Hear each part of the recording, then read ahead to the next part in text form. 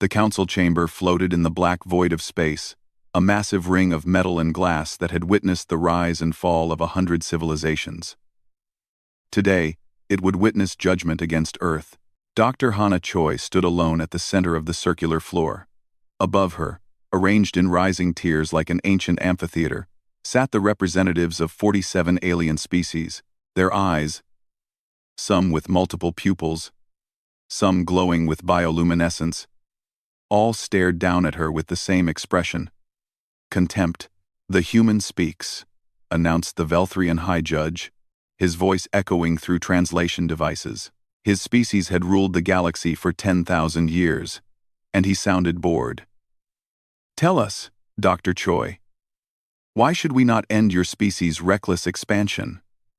Hana felt her hands shake, but she kept her voice steady. "Because we have done nothing wrong. We followed every rule. We respected every boundary. You colonized 14 systems in 15 years, interrupted another council member. A creature that looked like floating crystal shards. No species in recorded history has been so aggressive. "We had permission for those colonies," Hana replied. "We filed the proper requests. We waited for approval, and that is precisely the problem." The Velthrian continued. "You grow too fast. You adapt too quickly. You make our elder species uncomfortable." Hana looked around the chamber, searching for any friendly face. She found none. Earth had been part of the galactic community for only 15 years, and already they wanted to cage humanity like dangerous animals. In the viewing gallery far above, hidden behind darkened glass, Admiral Jinho Kang watched the proceedings. He was 53 years old, with gray touching his temples and lines around his eyes from too many years staring at star charts. He had commanded Earth's space forces for a decade, and he had prepared for this day since the moment humanity first made contact with alien life. "They're not even pretending to be fair," said Ambassador Minho Lee, standing beside him.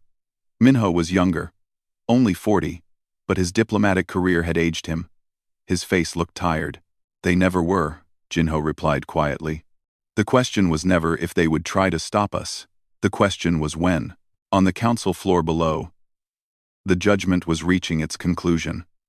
The Velthrian High Judge raised one elongated hand, and the chamber fell silent. "The Galactic Council has deliberated on the human question for 3 months," he said. "We have reviewed your history, your biology, your culture. Our conclusion is unanimous. Humanity represents a developmental hazard to galactic peace." Hana felt her stomach drop.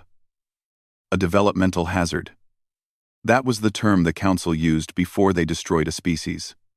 "Therefore," the Velthrian continued, "we offer Earth a choice. You may accept our guidance and submit to the following terms. First, you will surrender 80% of your military vessels to Council custody. Second, you will accept genetic modification therapy to reduce your species' aggressive tendencies. Third, you will allow permanent monitoring stations in your home system to ensure compliance." The chamber remained silent. Hana struggled to find words. "And if we refuse?" she finally asked, though she already knew the answer. "Then we will declare Earth a threat to galactic stability," the Velthrian said simply. "Your colonies will be destroyed. Your homeworld will be quarantined, and humanity will be confined to your solar system for the next 1,000 years. Under penalty of orbital bombardment." Hana looked up at the viewing gallery, though she could not see through the darkened glass. She knew Jinho was there. She knew what he would be thinking. "How long do we have to decide?" she asked. 30 days, the Velthrian replied. "We are not unreasonable. We understand this is a significant choice. But understand this, human. If you attempt to flee or resist, we will consider it a declaration of war. And that is a war you cannot win." The council members began to leave, their various forms of transportation humming to life. Flying platforms, gravity bubbles, and teleportation beams carried them away. Within minutes, Hana stood alone in the empty chamber. She made her way to the viewing gallery, where Jinho and Minho waited for her. Captain Yuna Park was there too. A woman in her 30s with sharp eyes and a military bearing that made her look like a coiled spring. She commanded the stealth vessel Silent Dawn, one of Earth's most advanced ships. "Well," Yuna said as Hana entered, "that went exactly as badly as we expected. Worse," Minho said. "They're not even trying to hide that this is about fear. Not justice. They see us as a threat, simply because we exist." "Did you get everything?" Jinho asked Yuna. "Every word," Yuna confirmed. "Recorded and encrypted. The people back home will see exactly what kind of friends we've made out here." Over. Jinho walked to the window and looked out at the stars. Earth was 40 light-years away, invisible among billions of points of light. But he could feel it out there. His homeworld, full of 8 billion people who were about to learn that the galaxy did not welcome them. "They think we'll roll over," he said quietly. "They think we'll accept their terms because we're young and weak. Aren't we?" Hana asked. "Jinho, they have 10,000 warships. We have maybe 500. And that's counting every patrol boat and cargo hauler with a gun mounted on it. This isn't a fight we can win." Jinho turned to face her, and Hana was surprised to see him smiling. It was not a happy smile. It was the smile of a man who knew a secret. "You're right," he said. "We can't win a war against the Council. But that's the beautiful thing, Hana. We're not going to fight a war." "Then what are we going to do?" Minho asked. "We're going to do what humans have always done when faced with an enemy we couldn't beat through strength," Jinho replied. "We're going to be clever. We're going to be patient. And we're going to make them regret that they ever threatened Earth." He pulled out a small communication device and pressed a button. After a moment, a man's face appeared on the screen. Colonel Jiho Nam, director of Earth's most classified military projects. He looked excited. "Admiral," Jiho said, "I've been waiting for your call." "Did they take the bait?"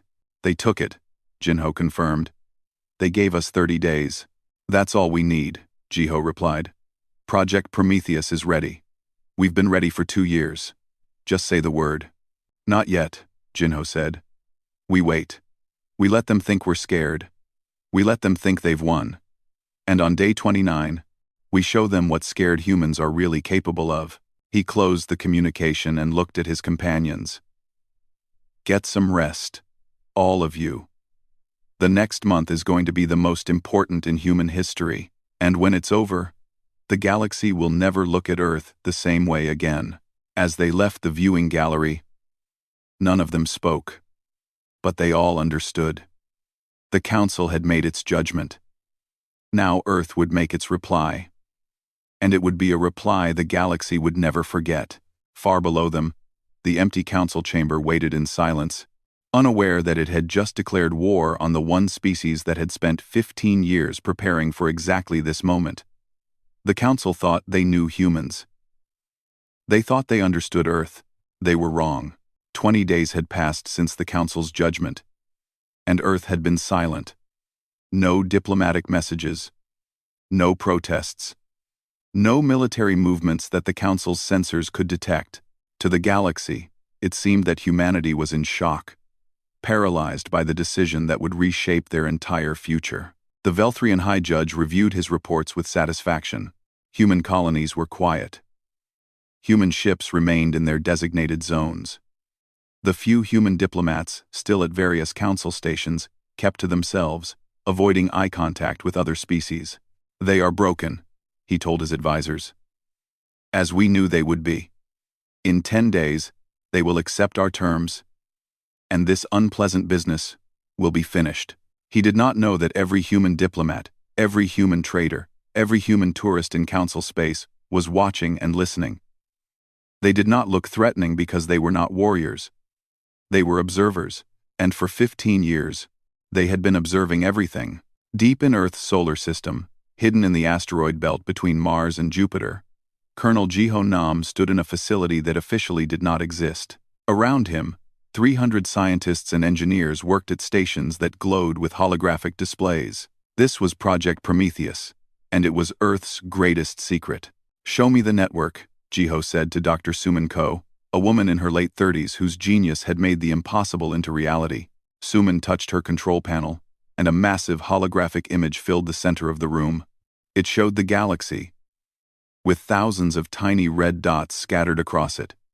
Each dot represented one of Earth's quantum devices, microscopic machines placed over 15 years of careful, patient work.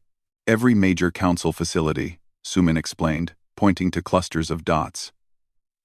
Every shipyard, every communication hub, every military base. And look here. She zoomed in on a section of space near the Velthrian homeworld. Even the council members' personal vessels. We've mapped their entire infrastructure. How many total? Jiho asked. 87,412 devices. Suman replied. Each one is smaller than a grain of sand. Each one is currently in a quantum superposition state, invisible to any scanner in the galaxy, and each one can activate on command. Jiho smiled. It had taken Earth's best scientists a decade to crack the secret of quantum entanglement communication. Another 5 years to weaponize it. The Council had no idea that while they were teaching humanity about galactic politics and trade, humans had been stealing every bit of technology they could find and improving it. And you're certain they work? Jiho asked. We tested one last year, Suman said. Remember the abandoned Council outpost near the Carina sector? We activated a single device. Time inside the outpost slowed to 1/10,000th normal speed. From the outside, everything inside appeared frozen. We monitored it for 6 months before deactivating it. The effect was perfect. But these won't deactivate, Jiho said. Once we trigger them, they're permanent. 99% permanent, Suman corrected. They'll last approximately 50 years before the quantum field degrades. But yes, for all practical purposes, permanent. Across the solar system, on the far side of Earth's moon, Commander Taeyang Shin trained his teams in a facility buried deep underground. His soldiers wore black armor that bent light around them, making them nearly invisible. They called themselves the Ghosts, and for 15 years, they had been Earth's invisible hand in Council space.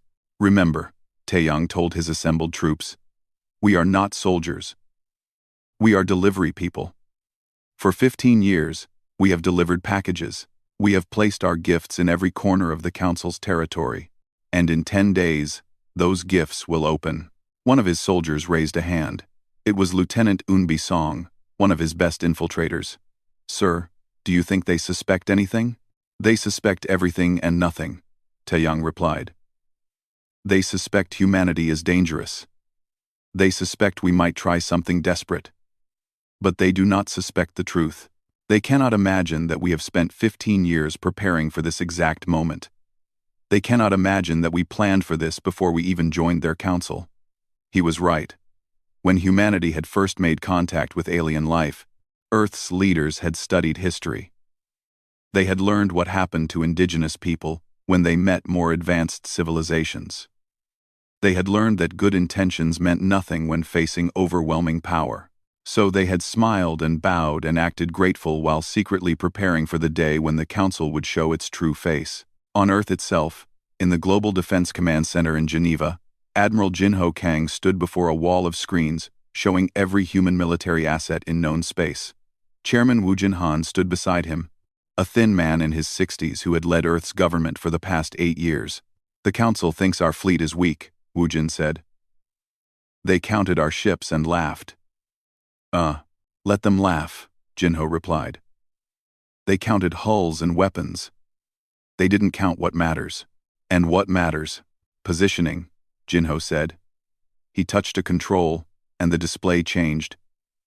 The human ships, scattered across multiple systems, suddenly lit up with connecting lines. They formed a network, a web that stretched across light years. Every ship we have is exactly where it needs to be. When we activate Prometheus, these ships won't need to fight.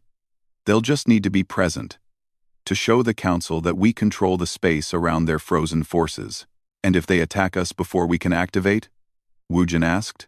They won't, Jinho said with confidence. Because we're going to give them exactly what they expect.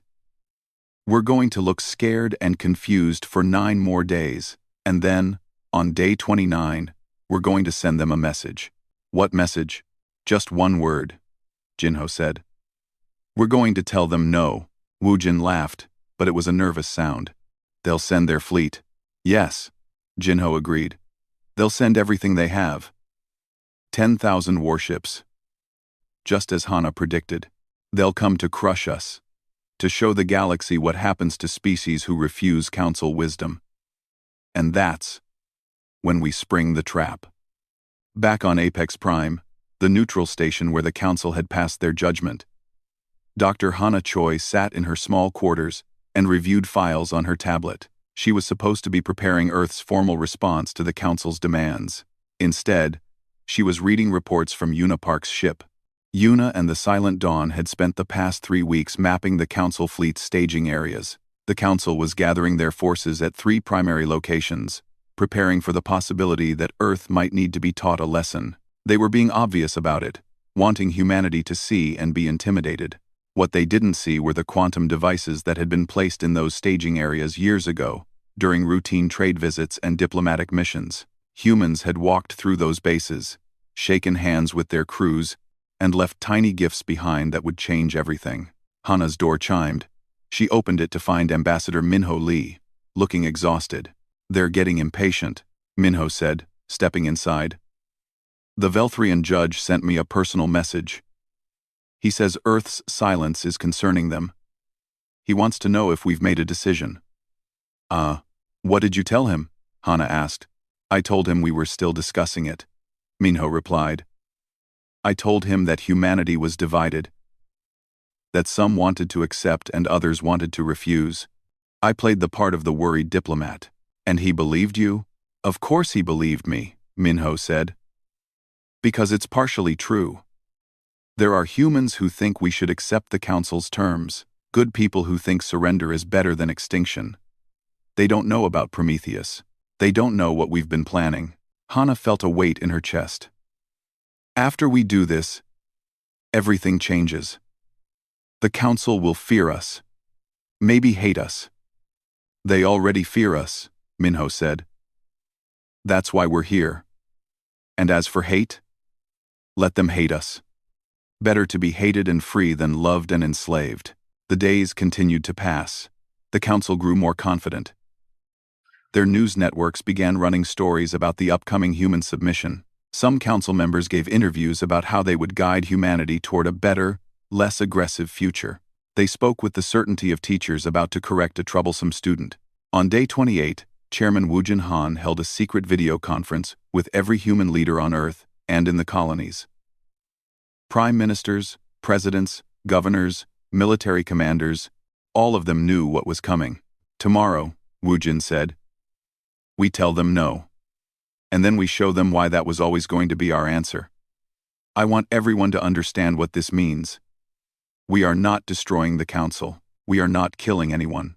But we are taking away their power to threaten us. After tomorrow, the galaxy will be different. Earth will be different. Are we agreed? Every leader gave their consent. Some looked scared. Some looked determined. All of them understood that humanity had reached a point of no return. Day 29 arrived. Admiral Jinho Kang sat in his command chair, surrounded by his fleet officers. Dr. Sumin Ko stood ready at her control station in the Prometheus facility. Commander Taeyang Shin and his ghosts waited in their ships, scattered across council space. Every human in the military held their breath. Send the message, Jinho ordered. A single-word transmission went out to the Galactic Council, broadcast on every frequency, impossible to ignore. No. For a moment, the galaxy was silent. Then, as Jinho had predicted, the council fleet began to move. The council's armada was magnificent. 10,000 warships from 47 different species, each one a masterpiece of alien engineering. Ships that could crack planets, vessels that bent space itself, weapons that could burn away atmospheres or freeze entire moons. They moved as one massive force toward Earth's solar system, and their intent was clear. Humanity would submit, or humanity would burn. On the bridge of his flagship, the Velthrian High Judge watched the tactical displays with satisfaction. Around him, His command staff coordinated the vast fleet with practiced efficiency. They had done this before, to 3 other species who had proven too troublesome for the Council's taste. "Estimated time to Earth?" he asked. 6 hours until we reach the outer edge of their system, his tactical officer replied. "We will give them one final chance to surrender before we begin operations." The judge nodded.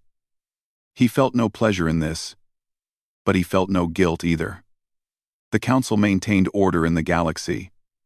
Sometimes that required hard decisions. Humanity would understand eventually, after their aggressive tendencies had been modified out of them. He did not notice the tiny red lights that began blinking on his tactical display, so small they were almost invisible among the thousands of indicators showing fleet positions and status reports. At Earth's Global Defense Command, Admiral Jinho Kang watched the Council fleet approach. His officers looked nervous, but he remained calm. Everything was proceeding exactly as planned. "They're at the marker point," said his tactical officer. "The fleet has crossed into the Kuiper Belt. Are all devices confirmed active?" Jinho asked. "All 87,412 devices are online and synchronized." "Confirmed." Dr. Suman Ko, her voice coming through the communication system from the Prometheus facility. "We're ready to execute on your command." Jinho took a deep breath. For 15 years, humanity had prepared for this moment. 15 years of careful planning, of patience, of appearing weak, while growing strong. Now it was time. "Activate Protocol Kronos," he ordered. In the Prometheus facility, Suman pressed a single button. Across the galaxy, 87,000 quantum devices came alive simultaneously. They had been sleeping in superposition states, invisible and undetectable. Now they collapsed into reality and began their function. Time is not absolute. Einstein had proven that centuries ago.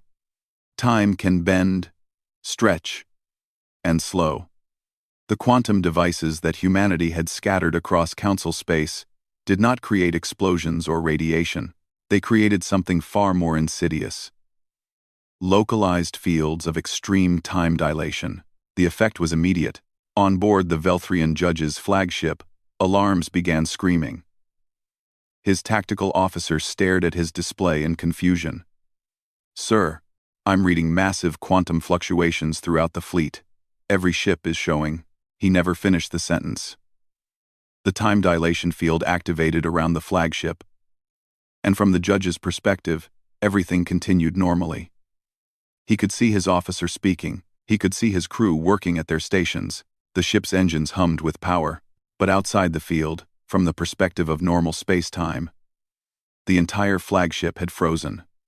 Not stopped completely, but slowed to such a degree that 1 second inside the field equaled 1 year outside. The same thing happened to every Council warship in the Armada. 10,000 vessels, caught mid-approach, became monuments of frozen time. Their crews were alive and conscious, but to the outside universe, they were statues. Admiral Jinho watched his display as the Council fleet simply stopped. The massive armada that had been bearing down on Earth now hung motionless in space, trapped in time fields of humanity's creation. "Confirm effect," he ordered. "All Council vessels in the armada are locked," his tactical officer reported, his voice shaking with awe. "Time dilation is holding steady at 1 to 365,000 ratio. For every second they experience, a year passes out here." "And the home systems?" "Activating now," Suman replied. "In 47 star systems across the galaxy, more quantum devices came online. Not around civilian populations or cities. Humanity was cruel, but not that cruel. The devices activated around military installations, weapons research facilities, shipyards, and defense satellites. In one moment, without firing a single shot, Earth had neutralized 83% of the Galactic Council's military capacity. Every major warship, every military base, every weapons facility was now trapped in frozen time. The remaining Council members, those not with the fleet or in military service, watched in horror as their entire defensive infrastructure simply stopped responding. Communication attempts received no replies. Remote sensors showed their facilities still existed, still had power. But nothing moved. Nothing changed. On Apex Prime, Ambassador Minho Lee stood in an emergency council session. The chamber that had been so full of confident alien representatives was now in chaos. Species representatives shouted at each other, demanding explanations. Some accused others of betraying the council. None of them understood what had happened. Minho walked to the center of the chamber floor and activated the communication system. His image appeared on every screen throughout the station. "Members of the Galactic Council," he said, his voice cutting through the chaos. "I'm sure you're all wondering what just happened to your fleets and military installations. Allow me to explain." The chamber fell silent. All eyes turned to him. "For 15 years, humanity has been part of your galactic community," Minho continued. "We attended your schools, we traded in your markets, we followed your laws, and while we did all of that, we also prepared for the day when you would show us what you really thought of us." "This is an act of war," shrieked a council member. "You have attacked us." "No," Minho said calmly. "We have not attacked you. Every single member of your military forces is alive and unharmed. They're simply paused, trapped in fields of extreme time dilation. From their perspective, they're still moving normally. But out here, they experience 1 second for every year that passes in normal space." The horror on the alien faces was clear. Some understood immediately what this meant. Others took longer.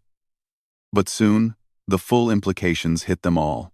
"You're insane," the Velthrian representative said, his voice shaking. "You've trapped them in frozen time. That's worse than killing them, is it?" Minho asked. "They're alive. They're conscious. They're not in pain. But yes, they're trapped, and they'll stay trapped until Earth decides to release them." "You cannot do this," another council member shouted. "This is a violation of every law, every treaty, every principle of civilized space." Chairman Wu Jinhan's image appeared beside Minho's. "You mean the same laws and treaties that allowed you to threaten Earth with extinction? The same principles that let you demand we modify our genetics and surrender our freedom? Those principles?" The council chamber erupted again, but Wu Jin continued speaking over them. "We have evidence," he said, and Dr. Hana Choi appeared on another screen, holding a data pad. "Evidence that the council decided to neutralize humanity before we even committed any of the alleged offenses. You feared us because we grew fast, because we adapted quickly, because we reminded you that your own species were once young and aggressive too." Hana activated her data pad, and files began streaming across every screen in the chamber. Internal council communications, strategy documents, plans for Earth's subjugation that dated back 12 years to just 3 years after humanity joined the galactic community. "You were always going to do this to us," Hana said quietly. "We just made sure you wouldn't succeed." On Earth, citizens watched the broadcast with mixed emotions. Some cheered, seeing humanity's enemies defeated. Others looked worried, understanding that Earth had just become the most feared species in the galaxy. Children asked their parents what it all meant, and parents struggled to explain. In the Prometheus facility, Dr. Suman Ko monitored the quantum fields carefully. Every device was functioning perfectly. The time-locked forces would remain trapped for decades, maybe centuries, depending on how long Earth chose to keep them that way. But Suman knew something that only a handful of people knew. She knew that the quantum fields weren't permanent. They would degrade over time.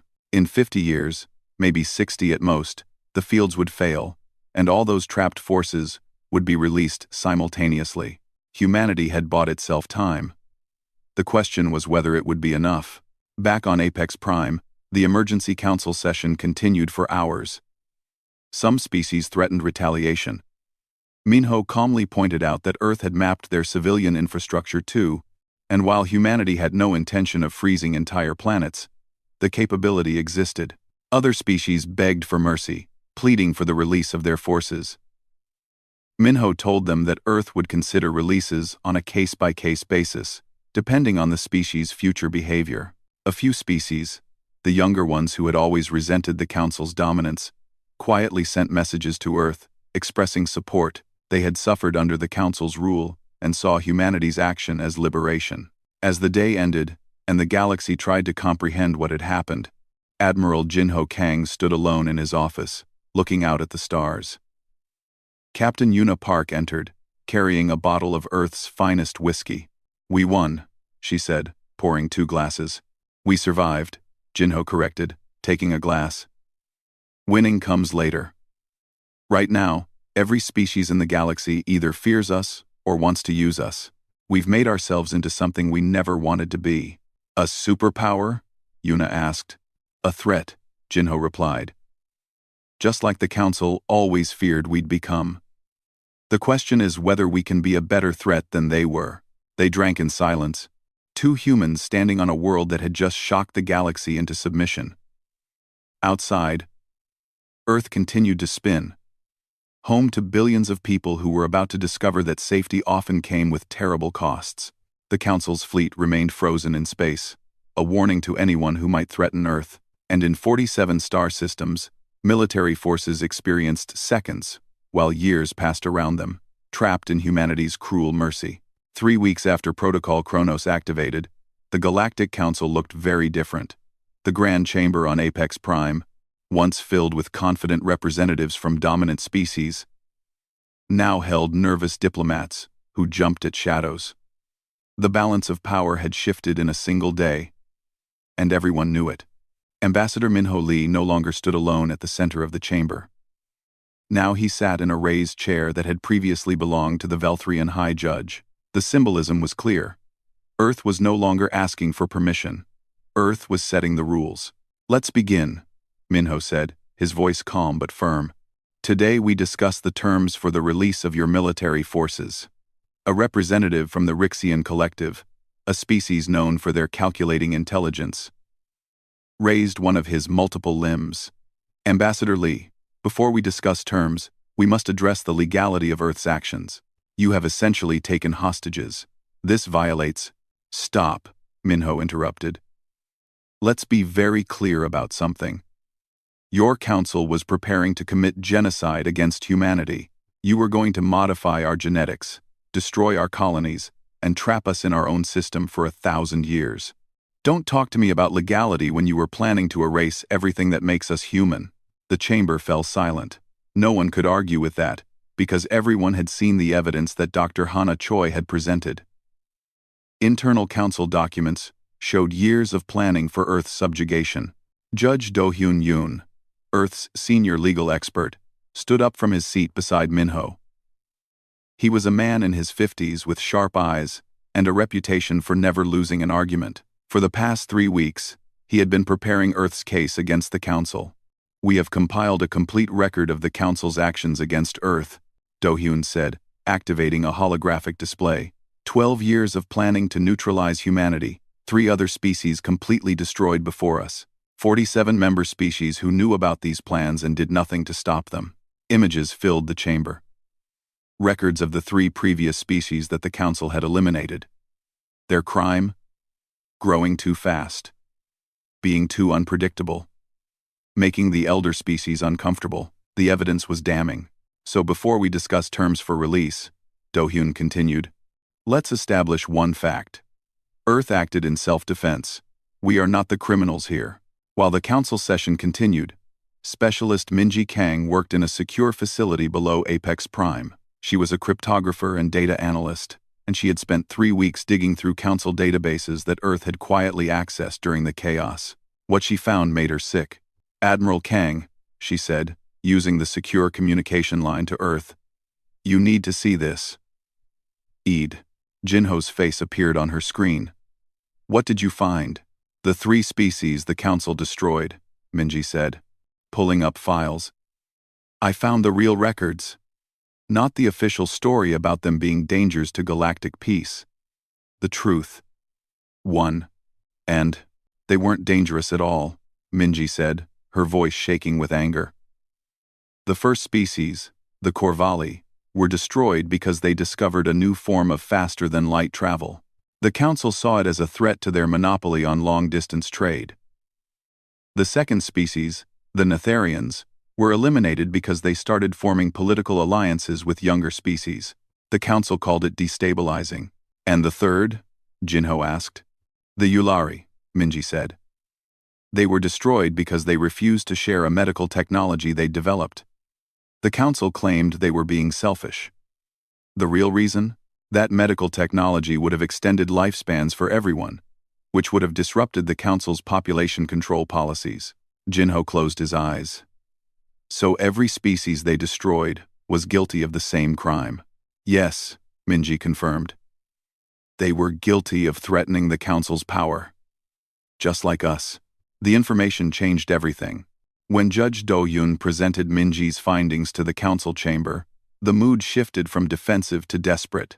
The younger species in the council, those who had always lived under the thumb of the elder powers, looked at their supposed leaders with new eyes. You're not peacekeepers, said a representative from one of the younger species. You're tyrants.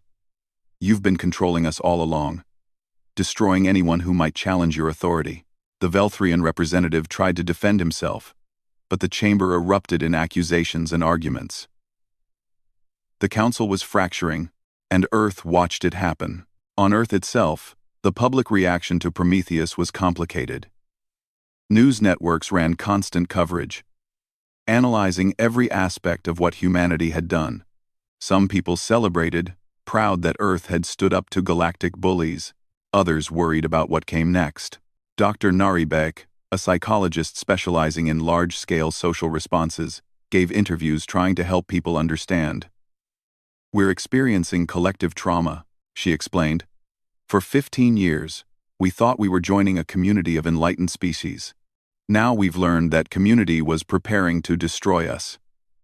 That's a lot to process.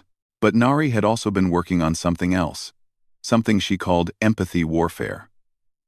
If Earth was going to hold power over the Council, it needed to do more than just threaten. It needed to make the galaxy understand humanity's perspective. She produced a documentary using the evidence from Minji's investigation. It showed the 3 destroyed species not as threats, but as victims. It showed their cultures, their families, their hopes before the Council eliminated them. It showed what humanity could have become if Earth had submitted to the Council's demands.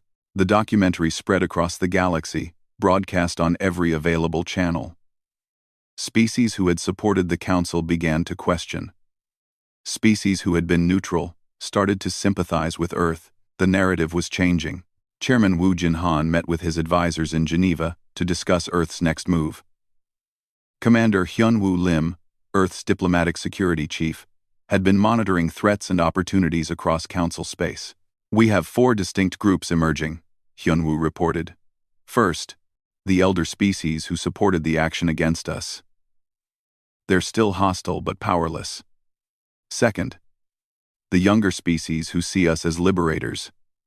They want to ally with Earth.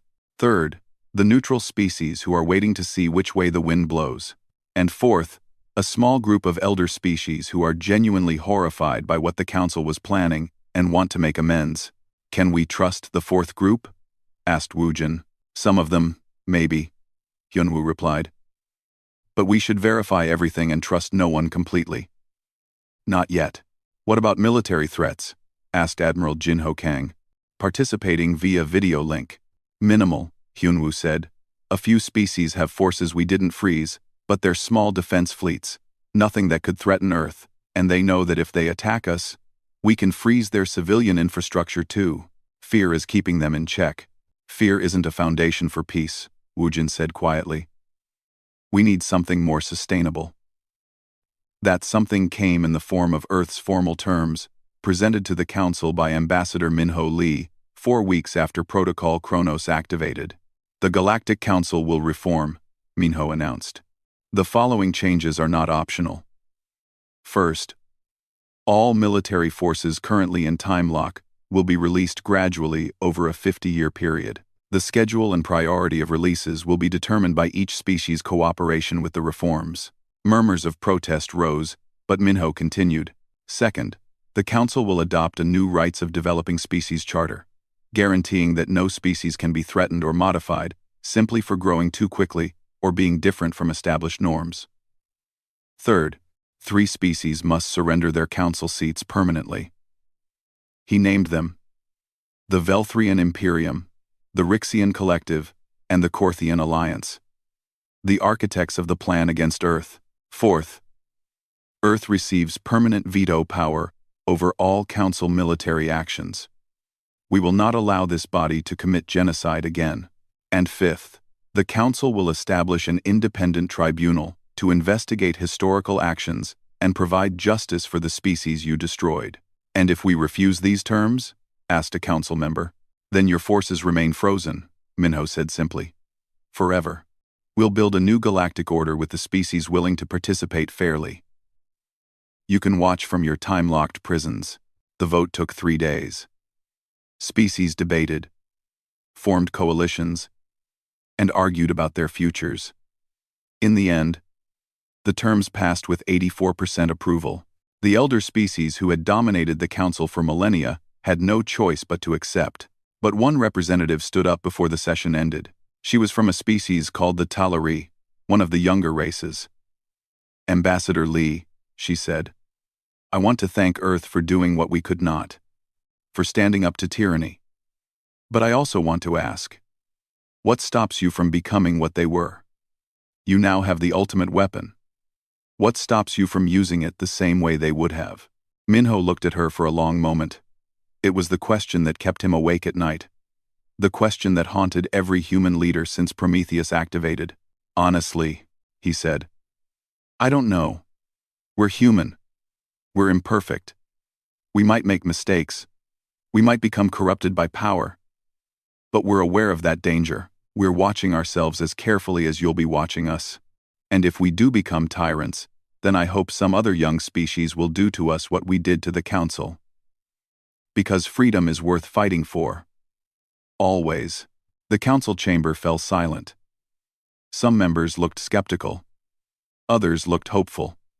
But all of them understood that the galaxy had changed forever. And there was no going back.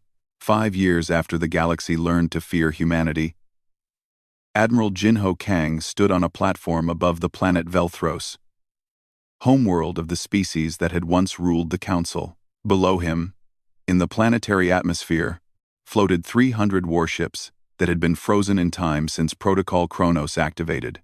Today, they would be released. Are you ready? Asked Captain Unipark, standing beside him.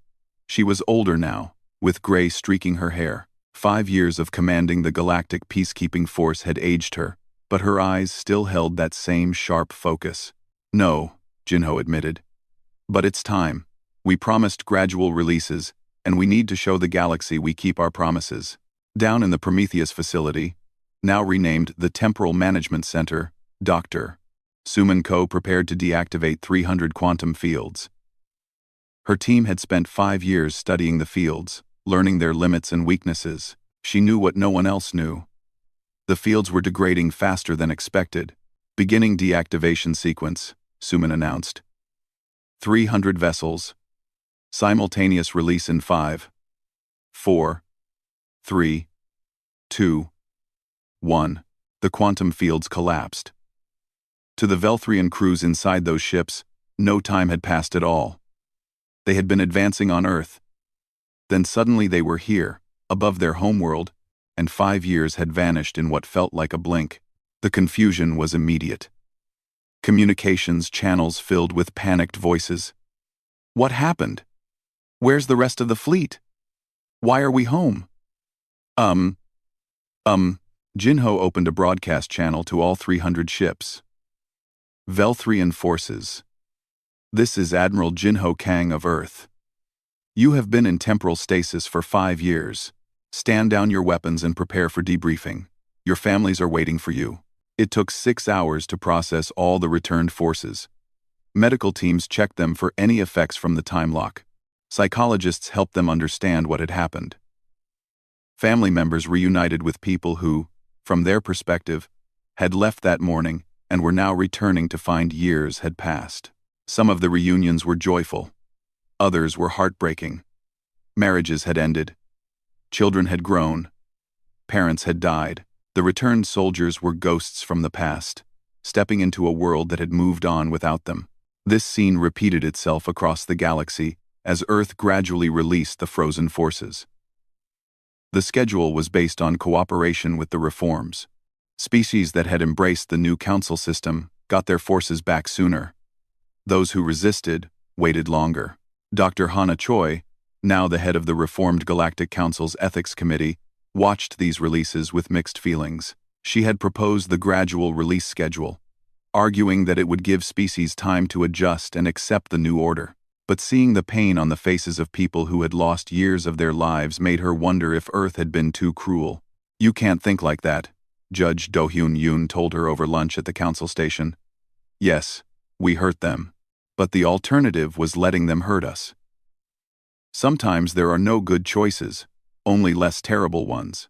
But we're making the same arguments the old council made," Hana said. "That the ends justify the means. That causing pain to some prevents greater pain for others. When do we stop being the heroes and become the villains?" Do-Hyun had no answer for that.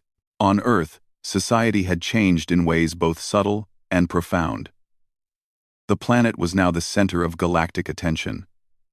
Human culture spread across the stars as other species, especially the younger ones, tried to understand what made humanity so dangerous and so clever. Earth's universities filled with alien students wanting to learn human strategic thinking. Human philosophers and ethicists became famous across the galaxy for their writings on power and responsibility. And human military tactics were studied obsessively by every species that wanted to ensure they could never be caught off guard the way the Council had been. But not everyone on Earth was happy with humanity's new role. Lieutenant Eunbi Song, the pilot who had once trained for special operations, now led a protest movement in Seoul. Her group called themselves the Humble Way, and they argued that Earth should give up its temporal weapons and return to being just another member of the galactic community. "We've become what we hated," Eunbi said during a rally broadcast across Earth. "We hold the galaxy hostage with fear. We claim it's for everyone's good. But that's what every tyrant says. True strength is having power and choosing not to use it." Chairman Woo Jin-han, now in his second term, watched the protests from his office. Commander Hyun-woo Lim stood beside him, holding a report on security threats. "Should we be worried about her?" Hyun-woo asked. "No," Woo-jin said. "Let her speak. Democracy means accepting criticism, even when it hurts. Maybe especially when it hurts. If we silence our critics, we prove them right." But Woo-jin had bigger worries than protests. 3 species that had been hostile to Earth's reforms were forming a quiet alliance. They weren't doing anything overtly threatening, but intelligence suggested they were researching ways to counter quantum time lock technology. "Can they do it?"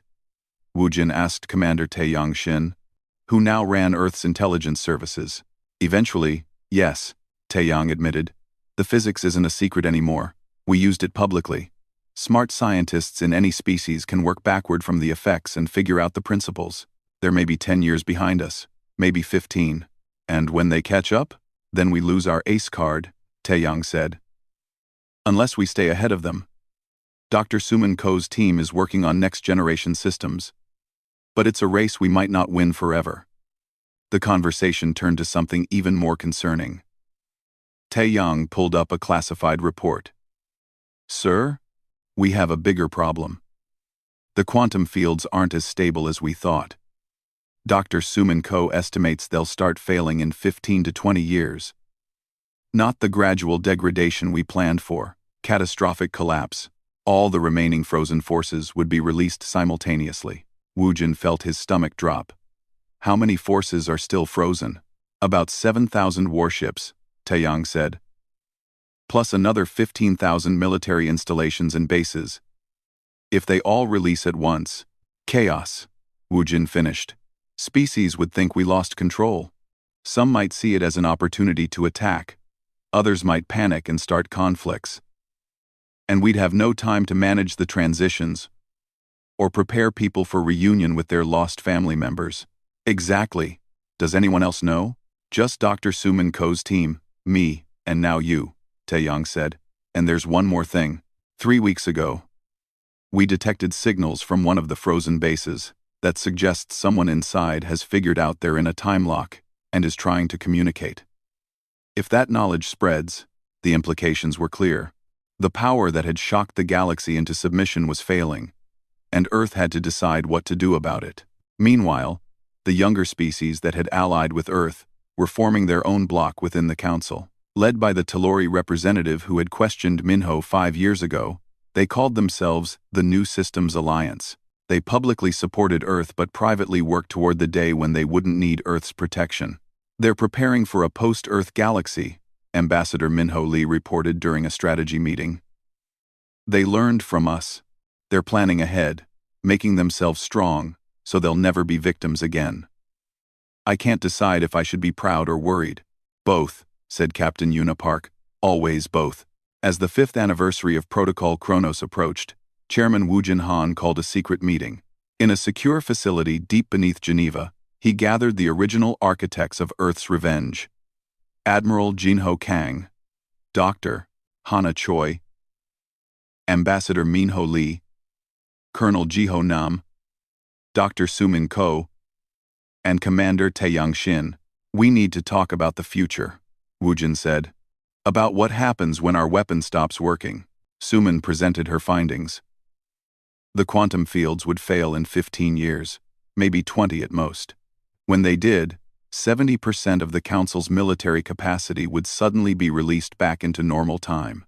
We have 3 options, Wu Jin said. 1. We release all the remaining forces now, gradually, before the fields fail. We lose our deterrent, but we control the process. 2. We keep the secret and hope we can maintain peace through diplomacy before the collapse. 3. We tell the galaxy the truth and work together to prepare for the day when the fields fail. Option 3 will make us look weak, Jiho argued. Every enemy we have will start preparing for that day. Option 2 is a lie, Hana countered. And if the fields fail unexpectedly, we'll have chaos. Option 1 gives up our only guarantee of safety. They argued for hours. Admiral Jinho Kang, who had started all of this, finally spoke the thought that haunted him. We shocked them. We traumatized an entire galaxy to protect ourselves. And it worked. We're safe. But Hana asked me a question 5 years ago, and I still don't have an answer. When does the shock wear off, and all that's left is resentment? Did we save humanity? Or did we just delay a war we've now guaranteed we'll have to fight? The room fell silent. No one had an answer. Maybe that's the real curse of power, Minho said quietly. It's not that power corrupts. It's that power forces you to make choices where every option has terrible consequences. The old council made their choice and tried to destroy us. We made our choice and trapped them in time. And now we have to make another choice, knowing that people will suffer no matter what we decide. As the meeting ended with no clear decision, Jinho stood at the window looking out at Earth. Somewhere up there, in the vast darkness of space, were thousands of people frozen in time, trapped by humanity's cruel mercy. And somewhere out there were species plotting revenge, species preparing for freedom, species waiting to see what humanity would do next. The galaxy had called humans dangerous. The galaxy had been right. But what the galaxy didn't understand yet was that humanity's greatest danger wasn't their weapons or their cleverness. It was their capacity to recognize their own monstrousness and struggle with it. Earth had won its revenge. Earth had shocked the galaxy into submission. But as Jinho looked at his reflection in the window, he wondered if the real question wasn't whether humanity could maintain their power, but whether they should. The future was uncertain. The quantum fields were failing. The galaxy was changing. And humanity stood at the center of it all. Powerful and terrified, victorious and haunted, free and imprisoned by their own success. The story of Earth's cruel revenge wasn't over. In many ways, it was just beginning. And whether it would end in a better galaxy or a darker one remained to be seen.